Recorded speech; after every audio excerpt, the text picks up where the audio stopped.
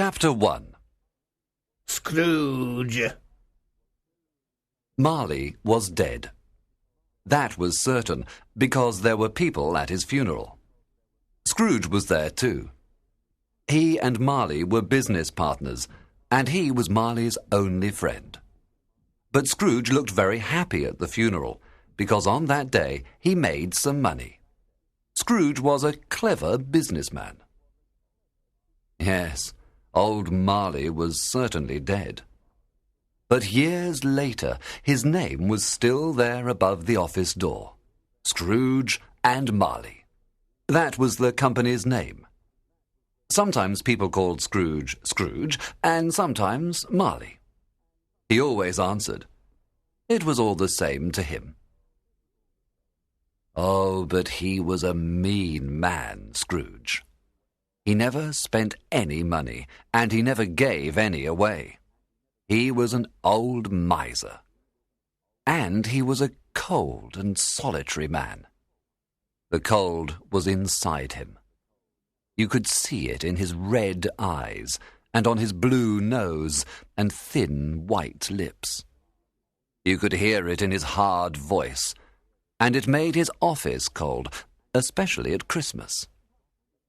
Nobody ever stopped him in the street to say, "My dear Scrooge, how are you? When will you come and see me?" Children never spoke to him, and even dogs ran away from him. But Scrooge didn't care. He liked it. That was what he wanted. One Christmas Eve, Scrooge was sitting in his office. It was only 3 o'clock in the afternoon, but it was already dark. The weather was very cold, and there was a lot of fog. It came into the office through the windows and doors. Bob Cratchit, Scrooge's clerk, was copying letters in a dark little room, and the old man watched him carefully. Bob had a very, very small fire in his room. It was even smaller than Scrooge's, and he tried to warm his hands at the candle, but he couldn't do it. "A Merry Christmas, Uncle," said a happy voice, and Scrooge's nephew Fred came in. Bah! Answered Scrooge. Humbug! His nephew looked warm. His face was red, and his eyes were bright.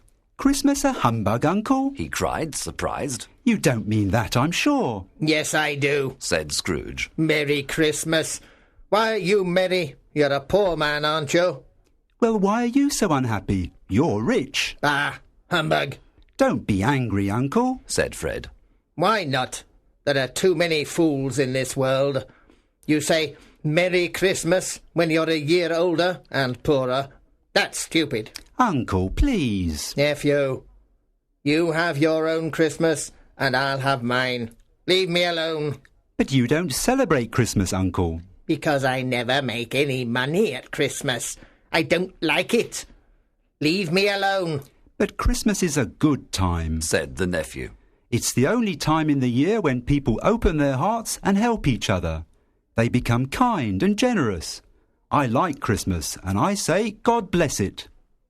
The clerk in his little room clapped his hands happily and said, "Yes, that's right." Another word from you and you'll lose your job. Scrooge said to him. "Don't be angry, Uncle. Come and eat with us tomorrow," said his nephew. No, go away. I'm busy. "But why won't you come?" Why did you get married? Scrooge asked. "Because I fell in love." Because you fell in love? Bah! That's more stupid than a Merry Christmas. Good afternoon. "But why don't you ever come to see me, Uncle?" Good afternoon, said Scrooge. "Can't we be friends?" Good afternoon, said Scrooge. "Well, I'm very sorry about this, but I wish you a Merry Christmas with all my heart, Uncle." Good afternoon, said Scrooge. "And a Happy New Year." Good afternoon, said Scrooge. So his nephew went to the door and opened it. But before he left, he said, "Merry Christmas," to the clerk, who answered with a warm, "Happy Christmas." Are you stupid too? Scrooge said. At that moment, 2 fat gentlemen came in. Excuse me, is this Scrooge and Marley's? Said one of them.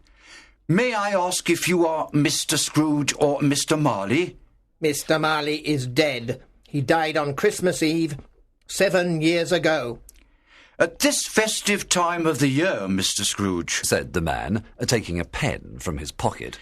we ask people to give some money to help the poor. There are thousands of people with nothing to eat at Christmas. Aren't there any prisons? Asked Scrooge. Yes, lots of them. And what about the workhouses? Aren't there still lots of them? Unfortunately, yes. Good. I'm happy to hear it. We don't think the people in the workhouses or prisons are happy about it. They don't have much to eat or drink, and they're always cold. How much can you give us, sir? Nothing. Scrooge replied. Leave me alone. I don't celebrate Christmas, and I don't give money to lazy people. I help to pay for the workhouses and prisons. That's enough. But many people can't go there, and they'll die in this cold weather. Well, there are too many people in the world already. So that's a good thing. Good afternoon, gentlemen. So the two men went out, and Scrooge continued his work. It became colder and foggier and darker.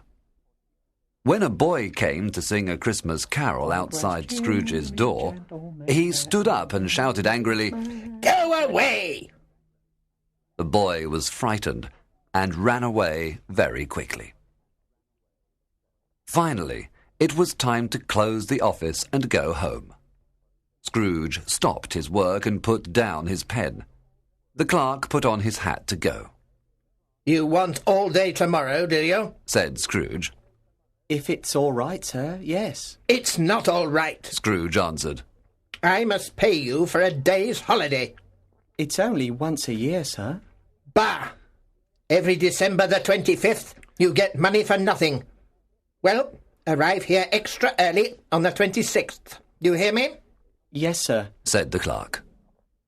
And when he left the office, he ran and danced all the way home, because it was Christmas Eve.